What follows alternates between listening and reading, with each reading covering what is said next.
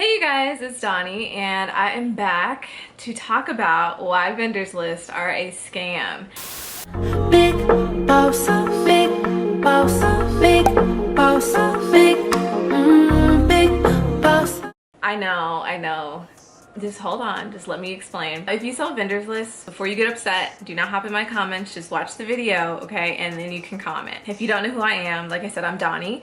I am the owner of Pivot Cosmetics. I also teach other beauty and fashion entrepreneurs how to grow their business. And a lot of the women that use my information, they have been able to use it to generate thousands of dollars each month in their business, okay? So I want to just say that before I even get started so that you know I'm not just on here to talk bad about people without knowing what I'm talking about. And actually, this is not a bashing video. I'm not gonna talk bad about anyone. I've actually been wanting to make this video for a long time now, okay? A long time. I've been seeing this whole trend of DIY small beauty brand owners and boutique owners just on the internet, where you guys are wanting to start these businesses, or you're starting these businesses like you're not doing the proper research, and you're looking up how to ship orders and where to find vendors. You're looking up these girls talking about like how to grow your Instagram to sell your products, and all of that is cute. But at the end of the day, I want you to understand that the percentage, these people that you're watching on YouTube,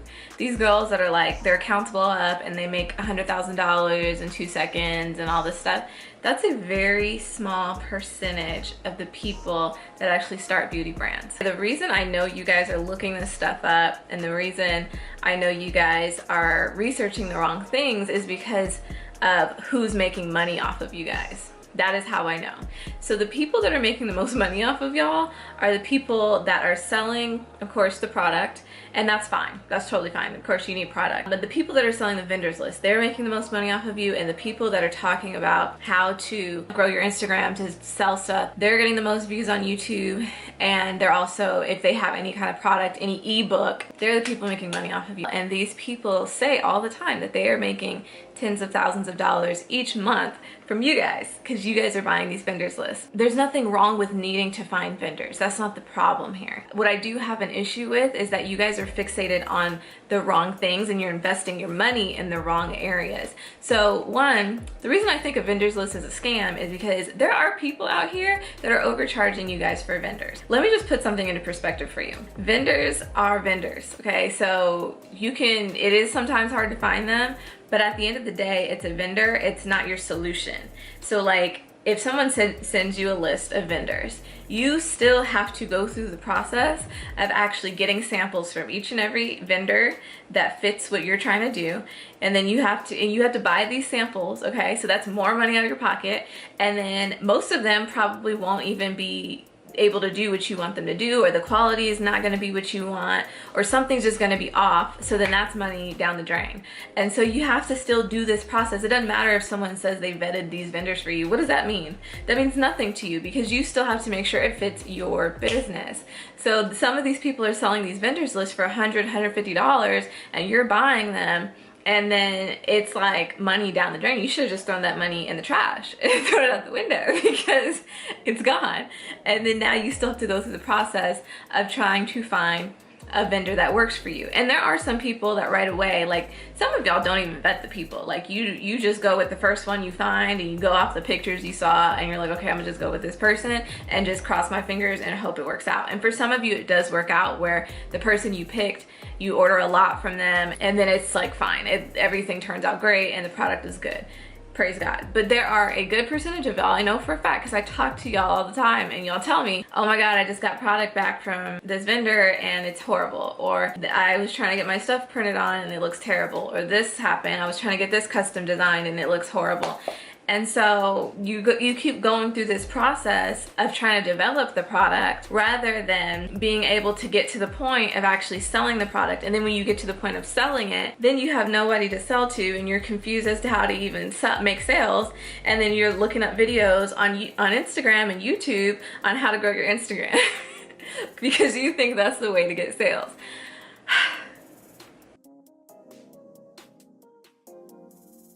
I'm just like, my God, I can't take it anymore. I cannot take it. Ebooks, they're good, okay? And I'm not saying that every single ebook out there is not good, because there are some good ebooks out there, but what you really need is a few things, okay?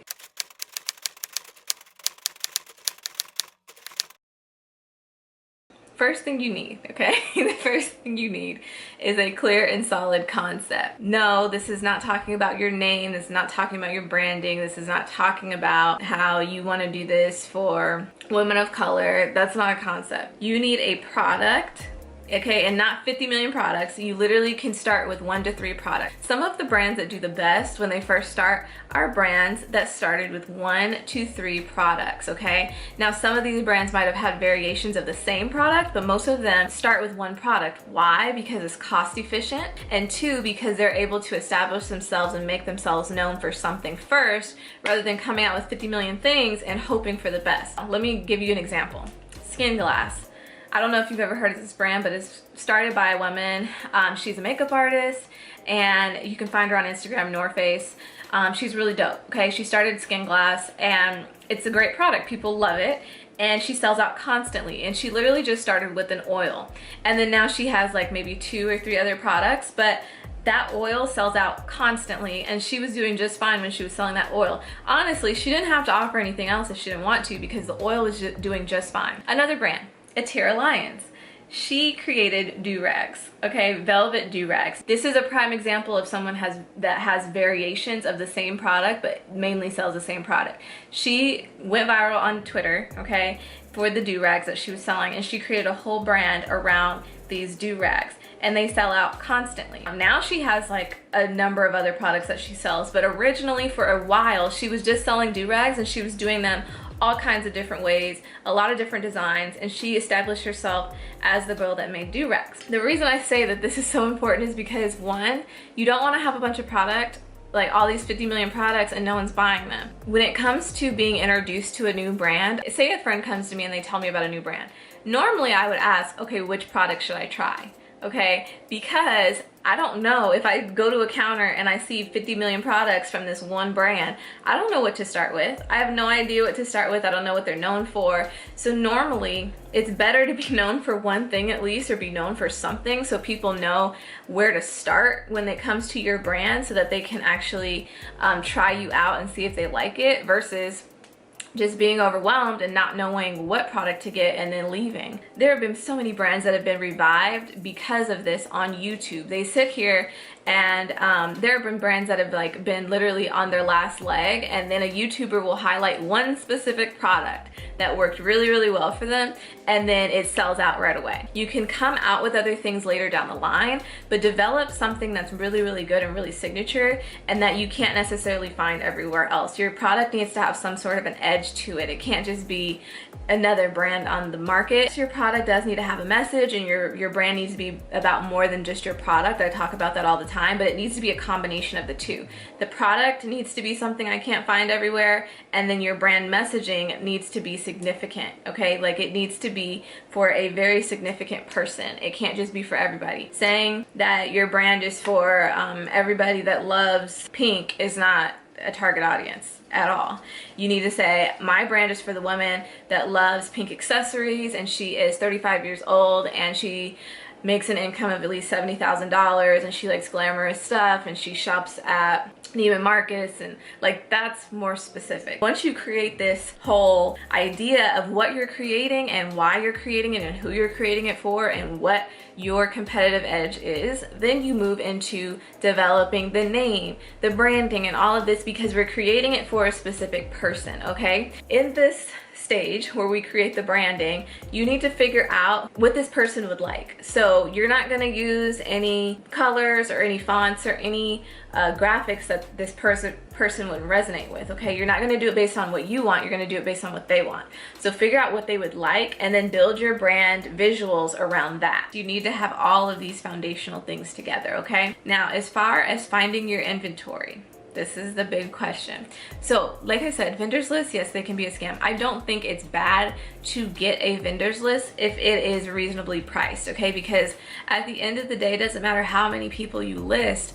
If half of those people are irrelevant to me on this list, for me personally, it is not worth $150. It might be worth $25 after I see all the people on that list, and then they're not catering to me or what I'm looking to do. So you need to find a list that caters to you and what you're trying to do. And then from there you can get that list and then find your people. But what's smarter, okay, what's smarter is that if you actually find somebody that you see, oh, they have the kind of labels I want, or they have the kind of boxes I want, or this or that or the other, go to them and actually offer to pay them. A lot of y'all, this is the thing, y'all get mad because y'all DM people and you ask them, like, where'd you get this, where'd you get that, and then they don't respond.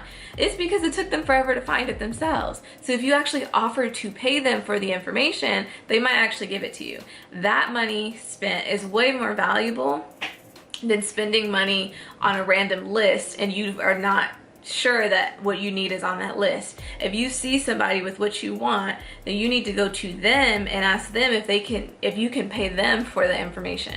Period. I mean, that's just what makes sense in my head, like, you know, because you know you're gonna get the information you're looking for sure. You guys, there's so many places on the internet that you can find vendors. In the description box, I'm also gonna list a lot of vendors that you guys might want to try, because I promise you, there's just so many vendors and they're so easy to find. They're not that hard to find, I promise you. Or you can go on Instagram. This is the biggest hack, you guys. Did you know that vendors, no matter where they are in the world, they actually use hashtags as well, and they promote their business on Instagram? Crazy. Go on Instagram and type in the hashtags lash vendors, makeup vendors, and you will begin to see people come up, okay? But anyway, so I'm gonna put vendors in the description because I don't sell vendors anymore. I never sold them for that much anyway. I think the max I've ever sold them for is like $25, but yeah, so I'm gonna put that in the description. But you guys, Suri's even upset. She's like, wow, just a moment. Like, she can't even take it. It doesn't matter what people say, like, oh, should I focus on spending a bunch of money on packaging and this and that and the other?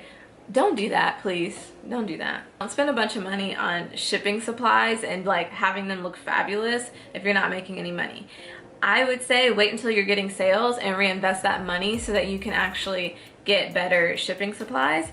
Like, if you plan to upgrade your shipping supplies, or you plan to upgrade anything about your business, make sure you're actually pricing that into your shipping costs already. So for instance, if you're gonna get nice boxes, or you're gonna get fancy logo tissue paper and all that, price it ahead of time. Don't buy it just yet. Price it ahead of time and figure out how much that would be per box, like all of it together, and then factor that into your shipping cost and charge people for that. So then once you start making some money, then reinvest that money and get those things. The reason I'm saying this is because you don't want to spend a bunch of money on stuff if it's not gonna sell. I would rather just charge someone an extra $1 or $2 for shipping up front so that I can reinvest it, versus spending hundreds of dollars on stuff that no one's ever gonna touch or buy. If you get logo tissue paper, you can't send that back. No one wants that. They can't resell that. They're not gonna take that back. So when y'all get all these custom boxes and logo tissue paper, no one's doing returns on that. I'm sorry, no one's doing return. Invest your money where it really matters. Invest money on the actual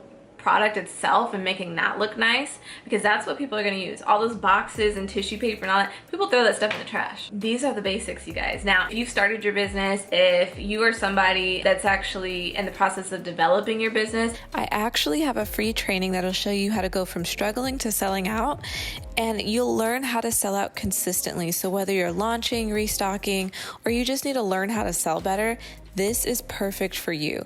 And not only do you get this training, but you also get a free ebook that goes with the training, and it walks you through everything that I'm talking about so you can have it and reference it later. There's a link in the description box. You can go watch it right now and see exactly what I did to transform my old brand. Now, if you're still here, you can actually watch more videos that I have. I have a whole series on how I built my beauty brand, and then I also have a video on how you can start your business with no money. So if you want to watch either of those videos, here they are.